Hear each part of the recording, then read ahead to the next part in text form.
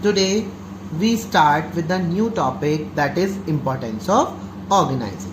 The first heading in importance of organizing is this: benefit in specialization. In every organization, individual assign part of the total work, not for the full task. When tasks divided into the smaller unit and assignment of duty according to the qualifications and skills, that create specialization in the pupil. When person performing their job repeatedly, then specialization come automatically. इस function में जो हमारा ये सबसे organising function है, इसमें हम क्या करते हैं, हमारा स्पेशलाइजेशन कैसे क्रिएट होता है.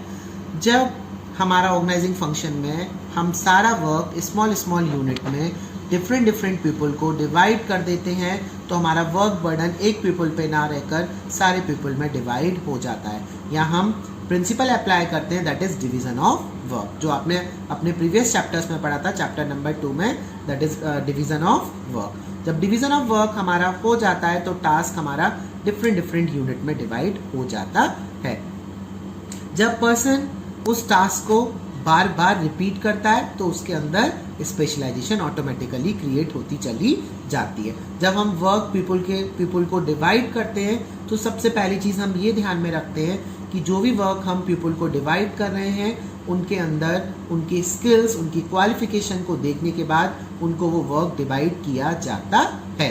लाइकवाइज अगर हम बैंक का एग्जांपल लेते हैं, बैंक में डिवीजन ऑफ वर्क प्रिंसिपल बहुत अच्छे से अप्लाई किया जाता है. एक कैशियर है जो आपको कैश डिपॉजिट कर रहा है, दूसरा कैश विड्रॉल में आपकी हेल्प कर रहा है, तीसरा आपको चेकबुक इश्यू कर रहा है. तो ये क्या है, वो पर्सन अपने काम को बार बार रिपीट कर रहे हैं. जब वो अपने काम को बार बार रिपीट करते जाते हैं, सेम जॉब उनको डे बाई डे परफॉर्म करना है, तो उससे उनके अंदर क्या होता है, स्पेशलाइजेशन ऑटोमेटिकली क्रिएट होती चली जाती है. उनके स्किल्स इंप्रूव होते हैं, अपनी एबिलिटी के अकॉर्डिंग वो वर्क को बेटर वे में कर सकते हैं. इससे किसको फायदा होता है, that create benefit to the organisation and the people also. Likewise if we take the example of our school also, there are different teacher for the different subject.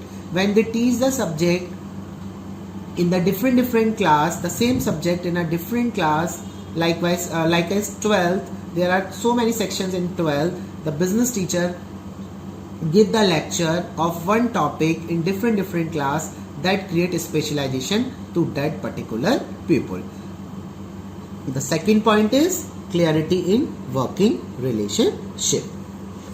In the organizing function, it is clearly defined that what all and how much power and authority is enjoyed by different individual or manager. Each manager know very clearly to whom he can give order and from who has to receive the order. The superior subordinate relationship is clearly defined in the organizing function. Clarity in working relationship में हमारा क्या होता है, organising function हमें help करता है कि जो भी हमारी सारी जॉब है उसकी सब पर्सन को जो भी जॉब करनी है उनको अपनी लिमिट पता होती है, उनको अपनी अथॉरिटी पता होती है, उनको अपनी रिस्पॉन्सिबिलिटी के बारे में पता होता है कि हम जो जॉब परफॉर्म कर रहे हैं हमारे पास कितनी अथॉरिटी, हमारे पास कितनी रिस्पॉन्सिबिलिटी है. हर मैनेजर को ये पता होता है उसे किससे ऑर्डर मिलेगा और वो उसे किसको ऑर्डर प्रोवाइड, उसे किसको ऑर्डर देना है, ऑर्डर किससे मिल रहा है और वो किसको जाके रिपोर्ट करेगा. जब ये सारी चीज़ें हमारी ऑटोमेटिकली क्रिएट हो जाती है तो हमारा वर्क एक परफेक्ट वे में, स्मूथ वे में होता चला जाता है. इससे सुपीरियर सबऑर्डिनेट रिलेशनशिप ऑर्गेनाइजेशन में क्या होता है, क्रिएट होता है. That's the clarity in working relationship, क्योंकि जो जॉब डिस्क्रिप्शन है उसमें हमारी जॉब क्लियरली डिफाइन होती है और उसके साथ साथ ऑर्गेनाइजिंग में जब हम एक पर्टिकुलर ड्यूटी के लिए असाइन किए जाते हैं, हम अपनी ड्यूटी को परफॉर्म करते हैं, हमारे अंदर स्पेशलाइजेशन आता है. स्पेशलाइजेशन के साथ साथ हम अपने वर्किंग रिलेशनशिप में हमारी क्लियरिटी बेटर होती चली जाती है, क्योंकि हमें डायरेक्टली वहाँ पे पता है कि हमें क्या काम करना है, हम किस काम को करने के लिए आए हैं और हमें अपना वर्क कब पूरा करके देना है और हमें किसको रिपोर्ट करना है, कौन हमारा सुपीरियर है, कौन हमारा सबऑर्डिनेट होगा. The third heading is optimum utilization of resources. In organizing function, there are very few chance of duplication of work or overlapping of the work, because the job assigned to different individual by clearly defining the job description document. so there are no chance that same work is performed by 2 or more individual. अब हम resources का optimum utilisation कैसे करते हैं? हमारा organising function में बहुत ही ऐसे कम चांस होते हैं कि हमारा वर्क बार बार रिपीट हो रहा. रिपीट मत होने से मतलब एक ही काम को दूसरा पर्सन भी कर रहा है, वही काम अदर पर्सन भी कर रहा है. ऐसे चांसेस बहुत ही कम होते हैं. ओवरलैपिंग ऑफ वर्क हमारा वहां पर नहीं होता है, क्योंकि जो हमें जॉब डिस्क्रिप्शन दिया जाता है उसमें हमें क्लियरली डिफाइन होता है कि हम यहाँ किस काम को करने के लिए आए हैं. तो there is no confusion in the mind of the people, so there is no duplication and overlapping of the work also. So there is no chance the same work is perform by the 2 or more individual also. एक person ने अपना काम किया, दूसरे person ने अपना काम किया, उनको जॉब डिस्क्रिप्शन मिला हुआ है, उनको पता है कि मुझे क्या काम यहाँ पे परफॉर्म करना है. तो जो अगर ए पर्सन है वो अपना काम कर रहा है, बी पर्सन अपना काम कर रहा है, इससे ऑर्गेनाइजेशन के जो रिसोर्सेज है वो प्रॉपर वे में यूटिलाइज किए जाएंगे. जब सब पर्सन अपना अपना काम करेंगे, कोई किसी का वर्क का डुप्लीकेशन नहीं होगा, वर्क का ओवरलैपिंग नहीं होगा. So there is no wastage of the resources through the organising function. Now we have to be move with the fourth heading, that is adaptation to change. Adaptation to change means whenever the change take place in the business environment, then with the help of organizing function, these change can be adopted systematically, because organizing function create different department and group related activity under each department also. जब भी हमारे business environment में कोई भी change होते हैं, organising function के through हम उन चेंजेस को इजीली अडॉप्ट कर सकते हैं. बहुत ही सिस्टमैटिक वे में हम उनको अडॉप्ट कर सकते हैं, क्योंकि ऑर्गेनाइजिंग फंक्शन डिफरेंट डिपार्टमेंट को क्रिएट करता है. उनसे रिलेटेड एक्टिविटी हम जो भी हमारी, जैसे हमारे 2 डिपार्टमेंट होते हैं, हमने 2 डिपार्टमेंटलाइजेशन किया है, डिविजनल और फंक्शनल.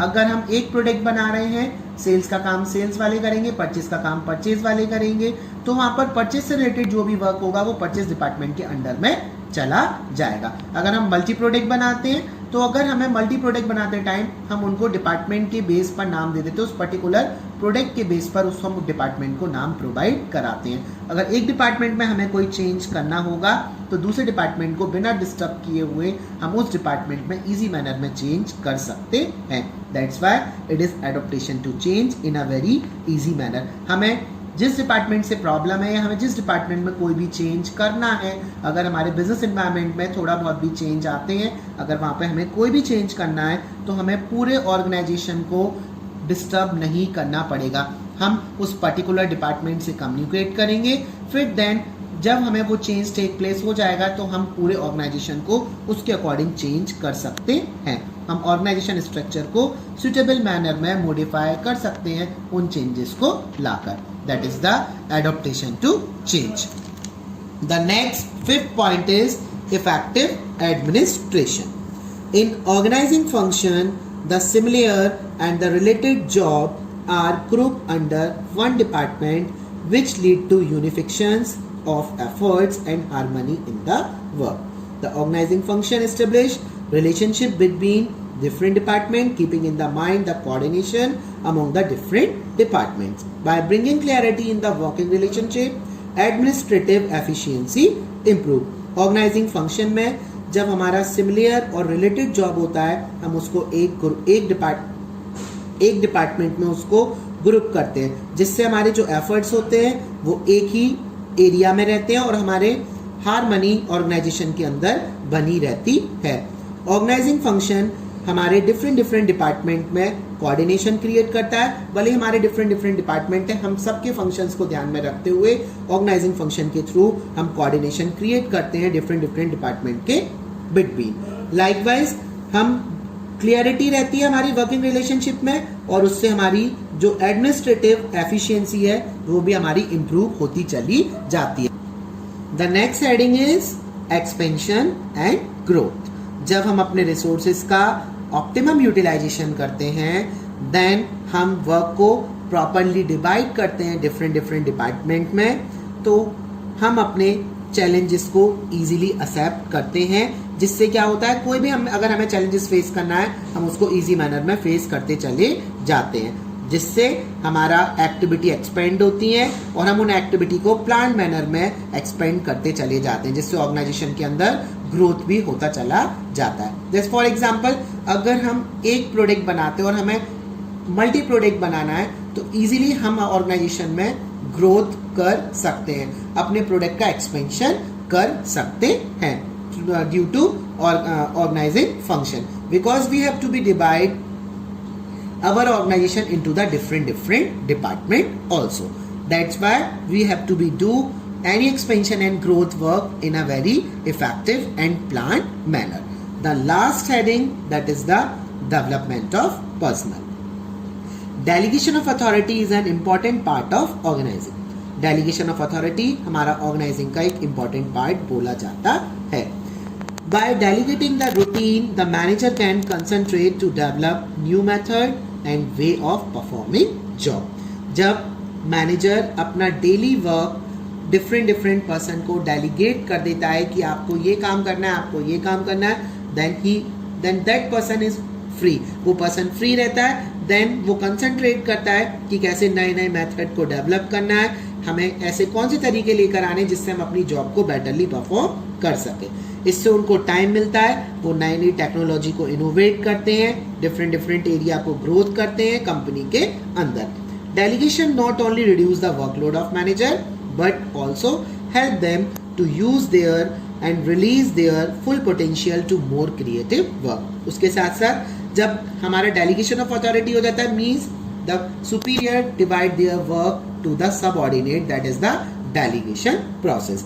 तो जो मेन मैनेजर है, जब वो सुपीरियर है, वो अपना वर्क अपने सबऑर्डिनेट को डिवाइड कर देता है, वो अपने काम से फ्री हो जाता है, देन उसके पास वर्कलोड भी कम हो जाता है, तो वो कंसंट्रेट करता है कि किस तरीके से मैं अपना फुल पोटेंशियल यूज करूं और ऑर्गेनाइजेशन में क्या क्या क्रिएटिव वर्क हम और अच्छे तरीके से करा सकते हैं। That's why development of personal is very important in the through the organising function. That's all, thank you. थोड़ी बहुत मेरा हाथ हिला है।